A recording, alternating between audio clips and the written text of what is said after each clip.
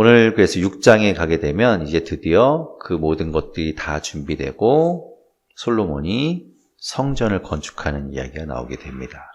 6장 1절에 보면 언제 솔로몬의 성전이 건축되는가?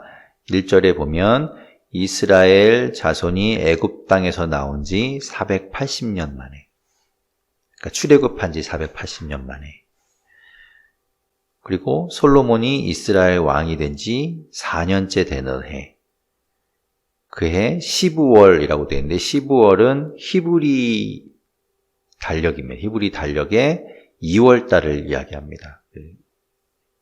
거기 써 있죠. 12월 곧 둘째 달에 솔로몬이 여호와를 위하여 성전 건축하기를 시작하였더라. 자, 이때 이제 하나님의 성전이 드디어 이제 건축이 시작이 되는 겁니다. 여기서 이제 출애굽한 지 480년이라고 되어 있는데 예전에 우리가 사사기 11장에서 보면 입다가 이런 이야기를 합니다. 사사기 11장에 보면 사사기 11장 26절에 보면 입다가 한 말인데요. 11장에 26절 이스라엘이 헤스본과 그 마을들과 아로엘과 그 마을들과 아르논 강가에는 모든 성읍에 거주한 지 300년이거늘 이라고 되어 있거든요. 이 이야기는 가나안 땅에 정착해서 산 지가 300년이 되었다는 거예요. 그러니까 우리가 이제 출애굽해서 광야를 떠돌게 된 것이 40년을 떠돌죠. 그리고 나서 이제 가나안 땅에 들어가서 가나안 땅에서 산 지 300년이 된 때가 이제 입다 때입니다. 그러니까 지금 이 솔로몬이 성전을 건축하는 것은 출애굽한 지 480년이 지난 때이니까, 그러니까 입다가 있던 그 사사시대, 입다 때부로부터 또 한 100 몇 년쯤 됐나요? 140년, 그죠? 140년 정도 흐른 그런 때에 이제 솔로몬이 성전을 건축하기 시작한 겁니다. 자, 그렇게 480년째 되는 해에 둘째 달 15월에 공사를 시작합니다. 2절에 보면 솔로몬이 건축하는 성전의 크기가 나옵니다. 성전은 길이가 60규빗이고 너비가 20규빗이고 높이가 30규빗입니다. 이게 한 규빗은 대략적으로 45cm 정도라고 생각을 하면, 그렇게 계산을 해보면 크기가 어느 정도인가 하면 성전의 길이는 한 27m 정도 되고, 그다음에 너비가 9m, 높이가 13.5m 정도라고 대략적으로 볼 수 있습니다. 그리고 6절에 보면 다락이 있습니다. 다락. 위에 지붕 밑에 이렇게 다락이 쭉 있어서 골방이 있었다라고 이야기하고 있어요. 그리고 7절에 보면 이 성전을 만들 때, 건축할 때 돌과 나무를 이용해서 만들게 되는데 그 모든 것들은 7절에 보면 이 성전은 건축할 때 돌을 그 뜨는 곳에서 다듬고 가져다가 건축하였기 때문에 건축하는 동안에 이 성전 안에서는 방망이나 도끼나 모든 철 연장 소리가 들리지 아니하였다라고 하거든요. 다 미리 치수를 계산해서 아예 처음부터 만들어서 갖고 와서 여기에서는 조립만 탁탁 한 겁니다. 그래서 조용히 공사가 진행되었던 것이죠. 그래서 11절에 보면 솔로몬이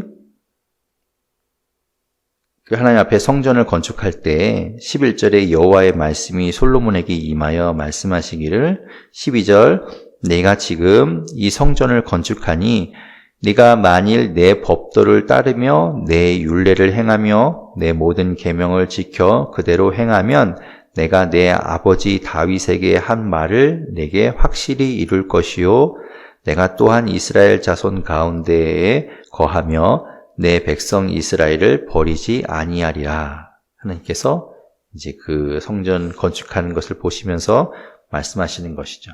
성전 건축하고 그 건축한 것뿐만 아니라 내가 하나님 말씀을 잘 따르면 그 율례와 계명을 지키면 다윗에게 약속했던 것을 이루리라. 떠나지 않겠다, 버리지 않겠다라고 약속하시는 것이죠. 그리고 나서 14절에 보면 솔로몬이 이 외양 건축을 다 마치게 되고 그 다음부터 뭘 하는가 하면 15절부터 안쪽 인테리어를 하기 시작합니다. 내부 장식을 하죠. 그래서 15절에 보면 내부 안쪽에는 백향목 널판으로, 그러니까 겉에는 돌을 가지고 만들었지만 안쪽에는 다 나무예요. 나무 백향목이라는 아주 좋은 나무 자재를 가지고 두로에서부터 가져왔던 그 나무 자재를 가지고 안쪽을 다 마감을 하고, 그리고 거기다가 뭘 하는가 하면 금을 입힙니다. 벽은 백향목으로 하고 이 마루 바닥은 잣나무로 합니다. 그래서 오장에서 백향목과 잣나무를 가져오잖아요. 그거 가지고 백향목 그리고 잣나무로 안쪽을 꾸미게 되죠. 그리고 그 외에 이제 여기 보면 반짝반짝하게 돼 있잖아요. 그 모든 걸 다 금으로 감싸요. 순금으로. 그리고 성전 바깥에 이 문 바깥은 다 놋으로 만든 놋. 그러니까 순금으로 이렇게 만든 것이 아니라 순금으로 싸지요. 나무로 만들고 순금으로 싸게 됩니다.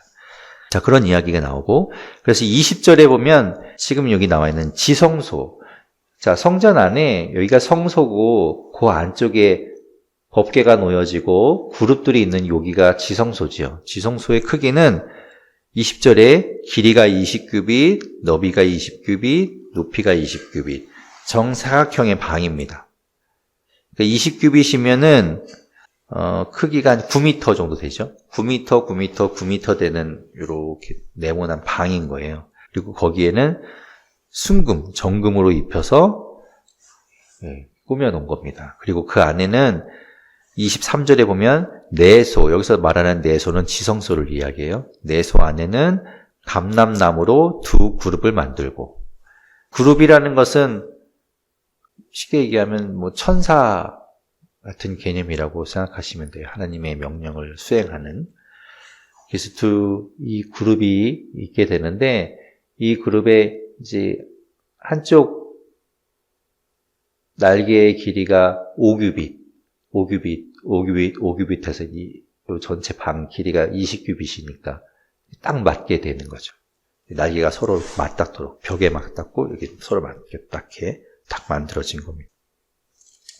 그리고 이 안쪽에도 보면 장식들이 이제 그룹들로 장식이 되어 있는 걸 볼 수 있죠.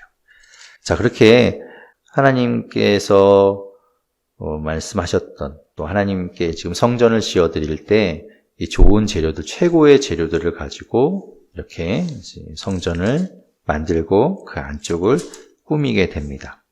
그렇게 해서 이 성전 공사가 언제 마치는가 하면 37절에 보면 넷째 해 12월, 그때 성전 공사를 시작해서 38절에 11째 해 불월, 11째 해 11년, 불월은 8월을 이야기합니다. 8째 달. 그러니까 4년 2월에 시작해서 11년 8월에 끝나게 되는 것이죠. 그 모든 설계와 식양대로 건축을 끝냈고 이제 마치게 됩니다. 그래서 약 7년, 정확하게는 한 7년 6개월 정도의 시간이 흐른 거죠. 이렇게 해서 성전 건축을 마치게 되었다라고 말씀하고 있습니다. 자, 그리고 7장에 가면 이제 솔로몬이 이렇게 하나님의 성전을 건축하고 난 이후에 자신의 왕궁을 또 건축합니다. 왕궁을 건축할 때는 지금 성전을 만들 때는 7년 걸렸잖아요. 근데 7장 1절에서는 자기의 왕궁을 짓는데 13년 걸렸다라고 하고 있어요. 13년 걸려서 왕궁을 짓는 겁니다. 왜냐하면 왕궁이 훨씬 커요. 성전보다. 2절에 왕궁이 얼마만큼 큰가를 보여주는데, 길이가 100규빗이고 너비가 50규빗이고 높이가 30규빗이라고 기록하고 있죠. 그러니까 성전이 아까 60규빗, 20규빗, 30. 그런데 지금은 100규빗, 50규빗, 30이기 때문에 2배가 넘는 크기라고 볼 수 있을 것 같아요. 그렇게 큰 이제 왕궁을 짓게 됩니다. 그리고 거기에도 마찬가지로 좋은 재료들을 쓰죠. 백향목으로 기둥을 만들고 들보도 만들고 그리고 아주 크게 이제 왕궁을 짓게 됩니다. 그래서 13년 걸려서 왕궁을 완성하게 되죠. 좋은 재료들을 가지고 사용하고 뭐 그런 이야기들이 나오고 13절에서부터 보면 아까 이제 6장에서 성전을 만들고 성전 안쪽 그 장식을 다 마치고 난 이후에 이제 성전 바깥에 있는 것들을 만들어야 되잖아요. 그것이 7장 13절부터 나오는 이야기입니다. 13절에 보면 솔로몬 왕이 사람을 보내서 두로에 있는 히람이라는 사람을 데려옵니다. 이 히람이라는 사람은 두로의 왕이었던 히람과 이름이 같아요. 동명이인이죠. 근데 그 왕이었던 히람이 아니라 이 사람은 노스로서의 장인입니다. 그러니까 노 대장장이. 그러니까 노스에 있어서는 이 사람을 따라올 수가 없었던 것이죠. 그래서 그 사람을 데리고 옵니다. 그의 배경에 대해서는 14절에 그는 납달리 지파 과부의 아들이었어요. 어머니는 이스라엘 사람이었던 것이죠. 납달리 지파의 여인이었고 그의 아버지는 두로 사람이었습니다. 그런데 이제 아버지가 일찍 돌아가셨나 봐요. 그래서 과부 그 어머니 밑에서 홀로 크게 되는데 이 사람은 노스의 대장장이라 이 히람은 모든 논일에 지혜와 총명과 재능을 구비한 자이더니 솔로몬 왕에게 와서 그 모든 공사를 하니라. 즉 그가 와서 노스로 만드는 모든 일들을 이 사람이 다 주관해서 하게 됩니다. 그가 첫 번째로 만든 것은 15절 그가 놋기둥 둘을 만들게 됩니다. 놋기둥은 어디에 들어가는가 하면 성전 앞에 지금 이렇게 성전 입구 문 앞에 두 개의 기둥이 서게 되지요. 15절 중간에 보면 높이가 각각 18규빗 되는 기둥을 만들게 되고 18규빗이면은 지금으로 얘기하면 8.1m 정도 되는 높이고 그리고 그 둘레는 12규빗 된다라고 되어 있었어요. 자, 그리고 그 위에는 머리 모양으로 머리 쪽에 이런 장식을 달게 되죠. 그러니까 이렇게 큰 그때 당시만 해도 이렇게 단일 이렇게 한번 주물에다가 이렇게 크게 만들어야 되니까 쉽지 않은 일이었겠죠. 그래서 이 장인이 와서 이제 그런 것들을 만든 겁니다. 자, 그러면 이제 여러 가지 장식을 더해서 그걸 만들게 되는데 그 기둥을 세우게 됩니다. 21절에 그 두 기둥을 이제 성전 주랑 앞에, 성전 뜰 앞에 이제 세우게 됩니다. 오른쪽 기둥을 세우고 그 이름을 야긴이라고 부르고 왼쪽 기둥을 세우고 그 이름을 보아스라고 불렀어요. 그러니까 기둥에 이름이 있었던 거예요. 오른쪽에 있는 건 야긴, 왼쪽에 있는 건 보아스. 야긴과 보아스는 그 이름의 뜻이 있습니다. 야긴이라는 것은 저가 세우리라, 그가 세우리다 라는 뜻이 있고 보아스라는 것은 룻기에도 나오죠. 보아스. 동일한 이름인데 그에게 능력이 있다라는 뜻입니다. 그에게 능력이 있다. 여기서 이제 뭐 그가 세우셨다, 그에게 능력이 있다라는 거는 하나님을 이야기하는 것이죠. 하나님이 세우신 것이다. 그리고 하나님께 능력이 있다라는 하나님을 높이는 의미에서 이 두 기둥의 이름을 야긴과 보아스라고 이름을 부른 겁니다. 자, 그렇게 해서 두 개를 만들게 되고 그 다음에 23절부터는 놋으로 바다를 만듭니다. 바다라는 것은 지금 여기 그림에 나와 있는 이렇게 큰 물 저장 그릇이죠. 크기 때문에 그냥 바다라고 이름을 붙인 건데 이 큰 물탱크를 만들어서 이걸로 뭐 하는가 하면 재물을 씻거나 제사장이 피를 씻는 몸을 정결하게 하는 모든 것들을 이 물을 떠서 하게 되는 겁니다. 커다란 물 그릇을 만든 것이죠. 자, 이 받침이 이제 좀 특이한데 25절에 보면 그 바다를 소 12마리가 바쳤다라고 되어 있어요. 3마리씩 동서남북으로 이렇게 밖으로 쳐다보면서 바치고 있는 모습을 봅니다.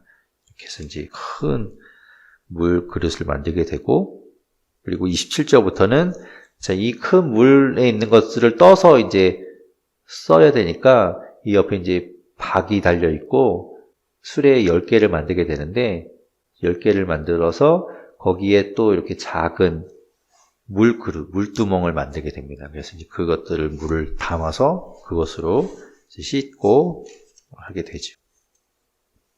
자, 그렇게 놋으로 이런저런 것들을 만들게 되고, 그리고 40절부터 보면은 또 여기에 쓰이는 많은 것들, 물두멍뿐만 아니라, 그리고 여기 제단에서 쓰는 이 재를 치우거나 할 때 쓰는 이 부삽, 그리고 뭐 그릇들, 대접들 이런 것들도 이 히람이 다 만들게 되죠.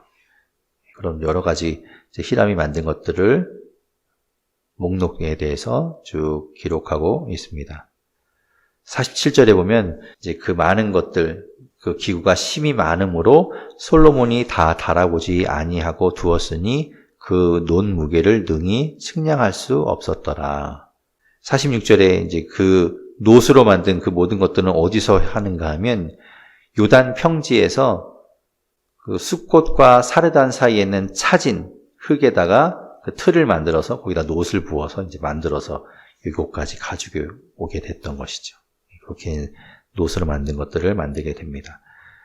자, 그렇게 이 안에 들어가는 것들을 다 마치게 돼요. 51절에 보면 솔로몬 왕이 여호와의 성전을 위하여 만드는 모든 일을 마친지라. 이에 솔로몬이 그의 아버지 다윗이 드린 물건 곧 은과 금과 기구들을 가져다가 여호와의 성전 곳간에 두었더라. 솔로몬이 아버지 다윗이 준비해 놓았던 성전을 짓고 싶었지만 짓지 못함으로 인해서 준비해 두었던 모든 것들을 가져다가 성전 안에 곳간에 두었다라고 기록하고 있죠. 자, 이제 성전이 만들어졌습니다. 8장에서 1절에 여호와의 언약궤를 다윗성에서 이곳 성전까지 메어오게 됩니다. 왜 언약궤가 다윗성에 있었나요? 네, 다윗이 오베데돔의 집에 있던 그 여호와의 언약궤를 다윗성으로 가지고 오잖아요. 그때는 성전이 없었으니까. 자기가 있던 그 다윗성으로 여호와의 언약궤를 가져오죠. 그때 왜 오다가 너무나 기뻐서 다윗이 막 춤을 추다가 속옷이 벗겨지는 것도 몰랐다고 했던, 그게 사무엘하 6장의 말씀인데 거기에 보면 그 언약궤가 다윗성으로 들어오는 이야기들이 이제 쭉 기록되어 있는데, 지금은 이제 그 다윗성에 있던 언약궤를 이제는 이 성전 안으로, 지성소 안으로 옮기는 것이죠. 그래서 그걸 이제 옮겨오는 겁니다. 2절에 이스라엘 모든 사람이 다 에다님 월, 곧 7월째, 7째 달에 그 절기에 언약궤를 메어서 성전 안으로 옮기게 됩니다. 옮길 때에 5절에 보면 솔로몬 왕과 그 앞에 모인 이스라엘 회중이 그와 함께 그 궤 앞에 있어 양과 소로 제사를 지냈으니 그 수가 많아 기록할 수도 없고 셀 수도 없었더라. 그러니까 엄청난 제사를 드리면서 언약궤를 옮기게 되는 겁니다. 자, 그렇게 해서 이제 성소를 지나 지성소 안에 두 그룹 사이에 이 언약궤를 모시게 되는 것이죠. 9절에 보면 그 궤 안에는 무엇이 들어있는가 하면 여기에는 두 돌판 외에는 아무것도 없었다라고 기록하고 있습니다. 그런데 이제 우리가 히브리서 9장에 보면, 히브리서 9장 4절에 보면 우리가 아는 것처럼 그 언약궤 안에는 무엇이 있는가 하면 만나를 담은 금 항아리와 아론의 쌍난 지팡이, 그리고 이 언약의 두 돌판이 있었다라고 기록하고 있는 것으로는 봐서는 아마도 중간에 다른 것들은 아마 없어진 것이 아닐까라고 보는 것이죠. 그래서 남아있던 건 두 돌판이 있었다라고 기록하고 있습니다. 10절에 보면 제사장이 성소에서 나올 때 구름이 여호와의 성전에 가득했다라고 되어 있죠. 여기서 말하는 구름이라는 것은 하나님의 영광을 나타냅니다. 하나님의 영광, 하나님의 임재, 그 성전 안에 가득했다라고 기록하고 있습니다. 11절 끝에도 여호와의 영광이 여호와의 성전에 가득함이었더라. 12절 그때 솔로몬이 여호와께서 캄캄한 데에 계시겠다 말씀하셨사오나 내가 참으로 주를 위하여 계실 성전을 건축하였사오니 이제 이곳이 주님이 영원히 계실 처소입니다 라고 하고 하나님 앞에 이렇게 선포한 이후에 14절 보면 얼굴을 돌이켜 이스라엘에 온 회중을 향하여 돌아선 후에 그들을 위해 축복합니다. 15절 중간에 보면 여호와께서 그의 입으로 내 아버지 다윗에게 말씀하신 것을 이제 그의 손으로 내가 한 것이 아니라 하나님이 말씀하시고 하나님께서 이루셨습니다 라고 백성들한테 선포하지요. 그리고 이 모든 것들이 하나님이 하셨다. 17절에 보면 내 아버지 다윗이 이스라엘의 하나님 여호와의 이름을 위하여 성전을 건축할 마음이 있었더니 하나님께서 네가 성전을 건축하지 못할 것이고 네 몸에서 낳은 아들이 성전을 건축하리라 라고 말씀하셨는데 지금 그 모든 것이 완성이 되었습니다 라고 백성들한테 선포를 하는 것이죠. 그리고 22절부터 솔로몬이 그 성전을 하나님 앞에 올려드리며 기도합니다. 22절 보면 솔로몬이 여호와의 제단 앞에서 이스라엘에 온 회중과 마주서서 하늘을 향하여 손을 펴고 하나님께 기도하는 것이죠. 23절 보면 이스라엘의 하나님 여호와여 위로 하늘과 아래로 땅에 주와 같은 신이 없나이다. 그러면서 이제 기도합니다. 하나님께 어떤 것을 기도하는가 하면 하나님을 찬양하면서 30절에 이겁니다. 주의 종과 주의 백성 이스라엘이 이곳을 향하여 하나님의 성전을 향하여 기도할 때에 하나님께서는 그 간구함을 들어주십시오. 그리고 그 들으시고 사하여 주십시오. 용서하여 주십시오. 라고 이제 기도하는 거예요. 그러니까 결국 무언가 잘못해서 하나님 앞에 나와서 기도하면 잘못했다고 회개하면 하나님 용서해 주십시오. 라고 이야기하는 것이죠. 그리고 어떤 경우라고 이야기하는가 하면 모두 7가지에 대해서 예를 들어서 이런 때 하나님 앞에 회개하고 돌아와서 이 성전에서 하나님께 예배하면 하나님 용서해 주십시오. 첫 번째 31절에 보면 그 이웃에게 범죄함으로 인해서 하나님 앞에 나와서 기도하면 하나님께서 용서해 주십시오. 두 번째 33절에 주의 백성 이스라엘이 주께 범죄하여 적국 앞에 패하게 되면 다른 나라한테 패하게 되면 주께 돌아와서 여기서 기도하고 간구하면 하나님 그 기도 들어주십시오. 용서해 주십시오. 라고 기도하는 것이죠. 그리고 35절에 보면 세 번째 주께 범죄함으로 말미암아 하늘이 닫히고 비가 없어서 이 땅에 재앙이 닥치게 되면 그때 하나님 앞에 나와서 기도하고 하나님께 용서를 구하면 하나님 그때 용서해 주십시오.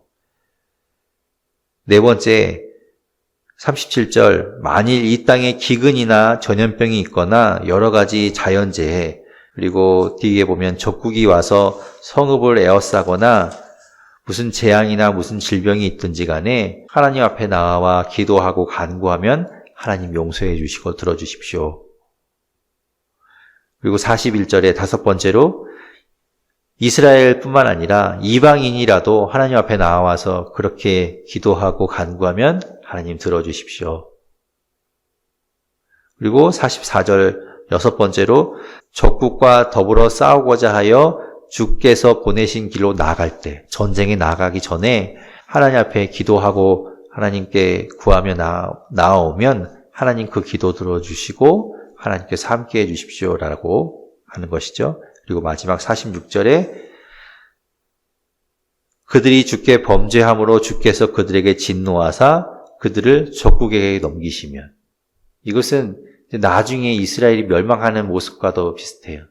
하나님 말씀 듣지 않고 하나님께로 돌아오지 않고 있다가 적국에게 망하게 되면 그때 적국에 끌려간 이후에 사로잡혀 갔다가 그 땅에서 깨닫고 돌아와서 주께 간구하면 하나님 용서해 주십시오라고 기도하는 것이죠. 솔로몬이 성전을 다 지어놓고 백성들 앞에서 하나님께 올려드리며 기도할 때 만약에 앞으로 하나님 앞에 나와서 용서를 구하고 이곳에서 하나님께 예배하고 기도하면 하나님 그 기도를 이제 들어주십시오라고 간구하는 것이죠. 그렇게 솔로몬이 기도하는 겁니다. 그리고 나서 이제 55절에 보면 기도를 마치고 이스라엘 온 회중을 위하여 축복하고 또 그들 앞에서 함께 합니다. 그리고 이제 62절부터 보면은 성전을 주님 앞에 올려드리며 제사해요. 봉헌식을 하는 것이요. 희생 제물을 드립니다. 63절 솔로몬이 화목제에 희생 제물을 드렸으니 곧 여호와께 드린 소가 22,000마리요 양이 12만 마리. 이건 정말 셀 수도 없는 양이겠죠. 그런 많은 동물들을 하나님 앞에 희생 제물로 드리면서 하나님께 성전을 올려드리는 겁니다. 65절에 보면 그렇게 성전 봉헌식과 이 모든 것들을 마친 것은 솔로몬이 7일과 7일 도합 14일 동안에 하나님 앞에 절기를 지키면서 이 성전 봉헌식을 다 마치고 백성들과 함께 했다라는 것이죠. 65절에 보면 지금까지 이스라엘의 영토를 나타낼 때 이스라엘 그러면 단에서부터 부엘세바까지라고 이렇게 관용어구처럼 이야기했죠. 그런데 여기서는 그거보다 더 커졌습니다. 하맛 어기부터 애굽 강까지라고 이제 그 영토가 더 확장된 것을 볼 수 있어요. 그러니까 다윗 때부터 이 이스라엘의 영토가 더 확장된 것을 말하고 있죠. 자, 그렇게 하나님 앞에 성전을 올려드린 이후에 모든 백성이 기뻐하며 돌아갔다는 것을 이야기합니다. 그리고 이제 9장에서 하나님께서 그 모든 제사를 받으신 이후에 솔로몬에게 나타나십니다. 2절에 보면 여호와께서 전에 기브온에서 나타나심 같이 솔로몬이 처음 왕이 되고 나서 3장에서 기브온 산당에 가서 1,000번제를 드렸을 때 하나님이 꿈에 나타나셔서 무엇을 해줄까라고 물었을 때 솔로몬이 지혜를 구했잖아요. 그때처럼 나타나셨다는 거예요. 그래서 나타나셔서 네가 기도한 거 내가 다 들었다. 그러면서 내가 네 기도 들어줄 것이고 네가 5절에 보면 내가 내 아버지 다윗에게 말했던 것처럼 네가 나의 말을 잘 듣고 내 법도와 율례를 따르면 내가 이스라엘 왕위에 오를 사람이 너에게서 끊어지지 않게 하고 영원히 견고하게 세워주겠다 라고 약속하시고 그렇지 않고 6절에 만약에 네가 내 계명과 법도를 지키지 않으면 그리고 다른 신을 섬기게 되면 7절 내가 이스라엘을 내가 그들에게 준 땅에서 끊어버릴 것이요 내 이름을 위하여 내가 거룩하게 구별한 이 성전이라도 내 앞에서 던져버리리니 그 모든 성전이 중요한 것이 아니라 하나님 말씀 따르는 것이 중요한데 그러지 않는다 그러면 성전이고 뭐고 다 끊어버리겠다, 다 던져버리겠다라고 하나님 말씀하시는 것이죠. 그렇게 하나님 꿈에 나타나셔서 이야기하십니다. 자, 그 뒤에 이제 그 성전과 왕궁을 짓는데 두로 왕 히람이 제목들을 대어줬잖아요. 10절에 솔로몬이 그 여호와의 성전과 왕궁을 도합 20년 만에 건축하기를 다 마치게 되죠. 성전은 7년, 자기 왕궁은 13년 걸렸으니까 20년을 거쳐서 완공한 이후에 이 히람에게 그 대가로 11절에 보면 갈릴리 땅에 있는 성읍 20곳을 주게 됩니다. 주었는데 이 히람이 그것을 마음에 들어 하지 않았다라고 하고 있어요. 그래서 13절에 보면 그 땅 이름을 가불이라고 쓸모없는 땅이다라고 불렀다라고 되어 있죠. 자, 그리고 이제 15절부터는 솔로몬의 다른 업적들이 기록되어 있습니다. 그가 15절 보면 솔로몬 왕이 역군을 일으킨 까닭은 이러하니 엄청 많은 걸 지었어요. 성전 지었죠. 15절 보면 자기 왕궁 지었죠. 밀로 또 예루살렘 성 지었고 하솔과 무기또와 게셀의 성들을 다 건축했습니다. 그러니까 그 많은 것들을 지어야 되니까 계속 사람들을 동원할 수밖에 없었던 거예요. 그리고 그 여호수아 때부터 가나안 땅에 살고 있던 그 가나안 족속을 다 몰아내지 못하고 그들과 계속 같이 살고 있었는데 21절에 보면 이 솔로몬이 이스라엘 자손이 다 멸하지 못함으로 그 땅에 남아있는 그들의 자손들, 그 가나안 족속의 자손들을 솔로몬이 노예로 역군을 삼아 오늘까지 이르렀다. 그러니까 그들을 노예로 삼았었다라는 걸 기록하고 있습니다. 그리고 그 외에 이제 솔로몬이 어떤 것을 했는지 쭉 기록하고 있어요. 그리고 26절에 보면 솔로몬 왕이 에돔 땅 홍해 물가의 엘롯 근처 에시온 게빌이라는 곳에 이제 조선소를 만듭니다. 거기서 배들을 만들어요. 그리고 그 배를 이용해서 다른 나라와 무역을 하게 되고 28절에 보면 오빌이라는 곳과 금 거래를 하게 됩니다. 거기 오빌에서 금 420달란트를 가지고 오게 되죠. 그렇게 오빌에서 금을 실어오는 일에 또 사용하고. 그러니까 솔로몬 왕 때 해상 무역도 왕성했고 여러 가지 이제 나라가 굉장히 부강병했다는 걸 알 수 있습니다. 그리고 10장에 가면 그 솔로몬의 그 명성을 위해서 듣고 찾아온 사람들이 많았는데 그 중에서 이제 스바 여왕이 오게 됩니다. 스바 여왕은 아프리카 쪽 남방에 있는 나라의 여왕입니다. 그가 와서 솔로몬에게 지혜를 듣고자 해서 찾아오지요. 그리고 그의 지혜를 듣고 감복하고 그가 가지고 있는 많은 것들을 보고 놀라게 됩니다. 그리고 준비해온 예물들을 주게 되지요. 그리고 13절에 보면 이제 스바의 여왕이 자기가 소원한 것들을 구해서 이제 본국으로 돌아갔다라고 기록하고 있습니다. 자, 솔로몬 때에 얼마큼 부유했는가, 나라가 얼마나 부유했는가, 14절에 보면 솔로몬의 세입금의 무게가 금 666달란트라고 되어 있습니다. 세입금이라는 건 총 수입이라고 볼 수 있어요. 그러니까 한 해 수입이 그 정도 됐다는 거예요. 666달란트, 그리고 많은 것들이 가져오게 되는데 그것들로 그 많은 금으로 16절에 보면 이제 금으로 느려서 방패도 만들게 되죠. 금으로 만든 방패, 순금 방패가 전쟁에 쓰이겠어요? 그냥 이건 장식이겠죠. 그렇게 금 방패를 200개 만들고 또 17절에 보면 작은 방패 300개를 만들고 할 정도니까 금이 어마어마하게 많았다는 것이죠. 아까 성전에도 금으로 다 도배되어 있잖아요. 그런데 그러고도 남아서 이제 그런 방패들을 만들 정도로 금이 많았다. 그리고 18절에 보면 보좌도 상아로 만들고 이렇게 여러 가지 것들을 이야기하고 있습니다. 왜 이렇게 금이 많았는가? 왜 이렇게 금이 넘쳐났는가? 22절에 보면 왕이 바다에 아까 에시온 게벨에 이제 조선소를 만들어서 그 배를 이용해서 오빌에서 금을 가져오고 이런 것들을 했다고 했는데 그 배들을 이용해서 히람의 배와 함께 하고 다시스의 배로 3년에 한 번씩 금과 은과 상아와 원숭이와 공작을 실어왔기 때문에 너무나 풍족한 것들을 누리고 있었던 겁니다. 그래서 27절에 보면 왕이 예루살렘에서 은을 돌같이 흔하게 하고 금은 금과 은 중에서 금은 귀하고 은은 너무 흔해서 돌멩이처럼 여겨질 정도로 흔했다.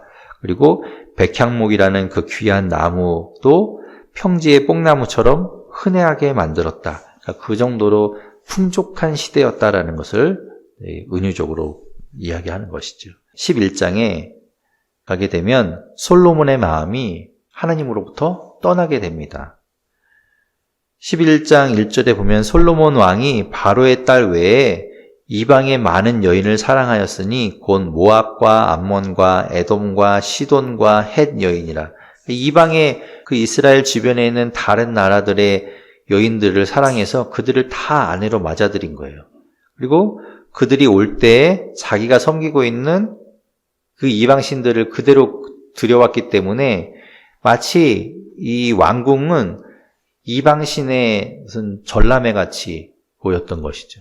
그러니까 그 이방 신들의 신전들이 막 다 있었고 거기서 막 이방을 위한 섬기는 것들이 있었기 때문에 솔로몬도 그 영향을 받았다는 겁니다. 하나님께서는 분명히 그 이방 여인들과 결혼하지 말라고 했었거든요. 그게 신명기 7장에서 분명히 모세가 가나안 땅에 들어가기 전에 이스라엘 백성들에게 이야기했었습니다. 그 땅에 들어가게 되면 그 땅의 사람들과 결혼하지 말아라. 왜냐하면 그들이 우상을 섬기는 일에 유혹될까 함이라 라고 분명히 이야기했는데 그것을 어기는 겁니다. 그 결과가 이제 처참하게 드러나게 되죠. 2절에 그래서 하나님께서 분명히 일찍이 지금 그 얘기 하시는 거예요. 신명기 때 이야기하시면서 일찍이 이스라엘 자손에게 말씀하시기를 너희는 그들과 서로 통혼하지 말며 그들도 너희와 서로 통혼하지 말라. 그들이 반드시 너희의 마음을 돌려 그들의 신을 따르게 하리라 하셨으나 솔로몬이 그들을 사랑하였더라. 그래서 얻은 3절에 보면 후궁이 700명이고 첩이 300명. 700명, 300명이나 되는 후궁과 첩을 주게 된 겁니다. 그리고 그들에게 마음을 빼앗겨서 그들과 함께 이방신을 섬기게 된 것이죠. 어떤 신들을 섬겼는가? 5절부터 보면 시돈 사람의 여신 아스다롯, 암몬 사람의 가증한 밀곰, 이게 다 신의 이름입니다. 이방 신의 이름, 밀곰, 아스다롯. 그리고 7절에 보면 모압의 가증한 그모스, 그리고 중간에 보면 암몬 자손의 가증한 몰록. 몰록이라는 이 이방 신은 특별히 자녀들을 바치죠. 인신 제사를 하던 그런 신인데 그런 신들을 섬겼다는 거예요. 그래서 하나님께서 진노하셨겠죠, 당연히. 9절에 보면 하나님께서 여호와께서 그에게 진노하시니라. 9절 끝에 보면 여호와께서 일찍이 2번이나 그에게 나타나셔서 경고하셨는데도 불구하고 10절에 다른 신을 따르지 말라 하셨는데 그가 여호와의 명령을 지키지 않았으므로 하나님께서 진노하셔서 벌을 줍니다. 어떤 벌을 주는가 하면 이스라엘 나라를 그에게서 빼앗는 겁니다. 그런데 솔로몬 때에는 하지 않고 그 아들 때에 가서 뺏겠다라고 말씀하십니다. 13절에 이야기하죠. 오직 내가 이 나라를 다 빼앗지 아니하고 내 종 다윗과 내가 택한 이스라엘 예루살렘을 위하여 한 지파를 내 아들에게 주리라. 12지파 중에서 10개 지파는 내가 다른 사람에게 주고 나머지 너에게 주겠다. 이스라엘 너의 자손들에게 주겠다라는 것이죠. 그리고 그 솔로몬에 대적했던 사람들의 이제 명단이 나오겠습니다. 어떤 사람들이 솔로몬을 대적했는가? 솔로몬은 대적하는 사람들을 하나님께서는 두셨어요. 14절에 보면 에돔 사람 하닷이라는 사람을 두어서 솔로몬을 대적하게 했습니다. 그는 어떤 사람인가 하면 에돔 사람인데 왕의 자손이었어요. 15절에 보면 전에 이제 다윗 때에 에돔에 가서 에돔 사람을 죽이고 그곳에 가서 요압이 그 에돔 사람들을 멸하고 그곳에서 막 진멸할 때 16절에 보면 요압은 에돔의 남자를 다 없애기까지 그곳에 있었는데 그곳에 6달 동안 머물렀다고 되어 있는데 그것이 이제 사무엘하 8장에 기록되어 있는 이야기거든요. 8장 13절 14절에 있는 이야기인데 에돔에 가서 에돔의 남자들을 죽이고 그곳에 수비대를 두고 그곳에 있으면서 계속 진멸하는 일을 했다는 것이죠. 그때 도망 나왔던 이 사람이 바로 하닷입니다. 하닷이 그래서 그때 이 다윗을 피해서 도망 나와서 어디로 도망가는가 하면 애굽으로 도망가요. 이집트로 도망가서 거기에서 지내다가 그 바로 왕의 처제 19절에 보면 하닷이 바로의 눈앞에 크게 은총을 얻었으므로 바로가 자기의 처제 곧 왕비 다브네스의 아우를 그의 아내로 삼아 그 처제를 그 하닷한테 이제 결혼을 시킵니다. 그래서 거기에서 지내다가 다윗이 죽고 난 이후에 이제 다시 돌아오게 되죠. 그래서 이제 솔로몬과 대적 관계에 있게 됩니다.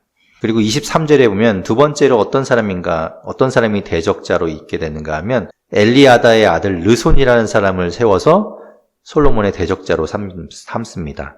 그는 어떤 사람인가 하면 23절 끝에 보면 소바왕 하닷 에셀에게서 도망했던 사람입니다. 다윗이 소바 사람들도 치게 되는데 그것도 사무엘하 8장에 나오는 이야기죠. 그때 그 소바 사람들을 지금 치게 될 때 그때 이 사람도 하닷 에셀에게서 도망해서 다메섹이라는 곳에 24절 끝에 보면 다메섹이라는 곳에 가서 살다가 거기에서 왕이 됩니다. 그리고 이제 수리아 왕이 되어서 25절 솔로몬의 일생에 하닷이 끼친 환란 외에 르손이 수리아 왕이 되어서 이스라엘을 대적하고 미워하였더라. 그러니까 이런 적들이 있었다는 거예요. 그리고 26절에 보면 세 번째 대적자가 있는데 이 사람은 솔로몬의 신하였던 느밧의 아들 여로보암이 있습니다. 여로보암이 에브라임 족속이었어요. 근데 그의 어머니 수르아는 과부였습니다. 그래서 이 어머니 밑에 홀로 있던 이 여로보암이 28절에 보면 그는 큰 용사였다라고 기록하고 있습니다.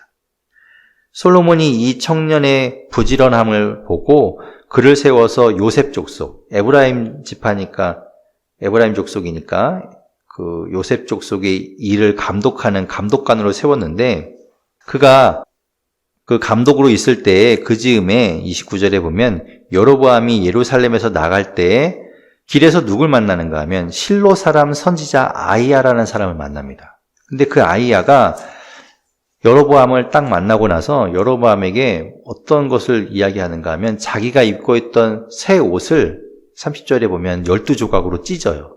찢어서 31절에 여로보암에게 이르되 너는 10조각을 가지라. 이스라엘 하나님 여호와의 말씀이 내가 이 나라를 솔로몬의 손에서 찢어 빼앗아 10지파를 내게 주고 내 종 다윗을 위하여 예루살렘을 위하여는 한 지파를 솔로몬에게 줄 것이다 라고 이야기하는 것이죠. 그렇게 해서 이 여로보암에게 10지파를 주겠다는 거예요. 그렇게 이야기하시는 것이죠.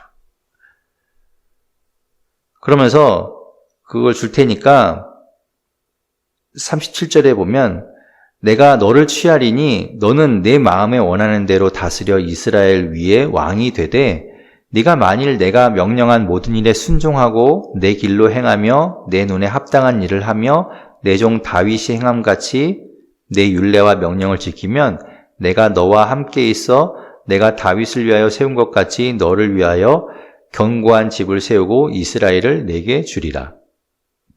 10개 지파 이스라엘을 쪼개서 널 줄 것인데 네가 하나님 말씀을 잘 따르면 마치 다윗처럼 너에게도 견고한 집을 세울 것이고 이스라엘을 너에게 계속 줄 것이다 라고 한 것이죠. 그런데 이제 여로보암이 그러지 못하죠.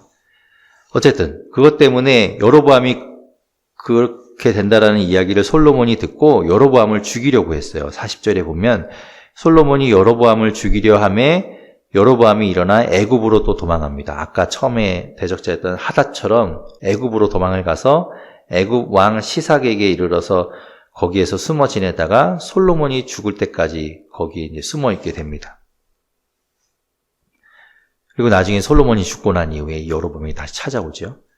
자, 그렇게 솔로몬이 행했던 일들, 그리고 솔로몬의 업적에 대한 것들이 기록되어 있고 42절에 보면 솔로몬이 예루살렘에서 온 이스라엘을 다스린 날수가 40년을 다스린 이후에 이제 그가 죽고 그 아들 르호보암이 대신하여 왕이 됐다라고 하면서 솔로몬의 이야기가 끝이 나게 됩니다.